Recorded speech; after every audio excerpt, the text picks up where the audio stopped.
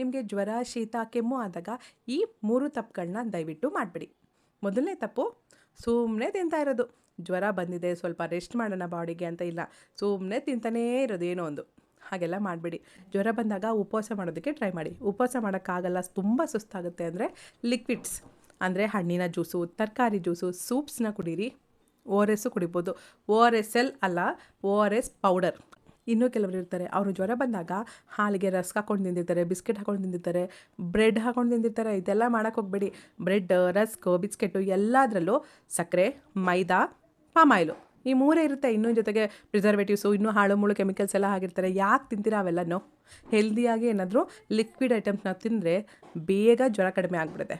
Next 2ನೇ ತಪ್ಪು ಎಲ್ಲರೂ ಮಾಡ್ತಾ ಇರೋದು, ರೆಸ್ಟ್ ಮಾಡ್ದಲೇ ಇರೋದು. ಜ್ವರ ಬಂದರೂ ಕೆಲ್ಸಕ್ಕೆ ಹೋಗ್ತಾ ಇರ್ತಾರೆ, ಹಾರ್ಡ್ ವರ್ಕ್ ಮಾಡ್ತಾ ಇರ್ತಾರೆ. ಹಾಗೆಲ್ಲ ಮಾಡೋಕ್ಕೆ ಹೋಗ್ಬಿಡಿ. ಕೆಲವ್ರು ಇರ್ತಾರೆ, ಕೆಲಸಕ್ಕೆ ರಜೆ ಹಾಕ್ಬಿಟ್ಟು ಬಂದ್ಬಿಟ್ಟು ಮನೇಲಿ ಮೂವೀಸ್ ನೋಡೋದು, TV ನೋಡೋದು, ಫೋನ್ ಯೂಸ್ ಮಾಡೋದು, ಸ್ಕ್ರೋಲ್ ಮಾಡ್ತಾನೇ ಇರ್ತಾರೆ.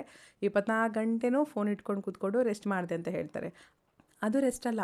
ನಮ್ಮ ದೇಹಕ್ಕೆ ಮಾತ್ರ ರೆಸ್ಟ್ ಅಲ್ಲ, ನಮ್ಮ ಮೈಂಡಿಗೆ ಕೂಡ ರೆಸ್ಟ್ ಇರಬೇಕು. ಇನ್ನು 3ನೇ ತಪ್ಪು ಎಲ್ಲರೂ ಮಾಡುವಂಥದ್ದು, ಜ್ವರ ಬಂದಿದ್ದ ದಿನವೇ ಟ್ಯಾಬ್ಲೆಟ್ ಹಾಕ್ಕೊಬಿಡೋದು.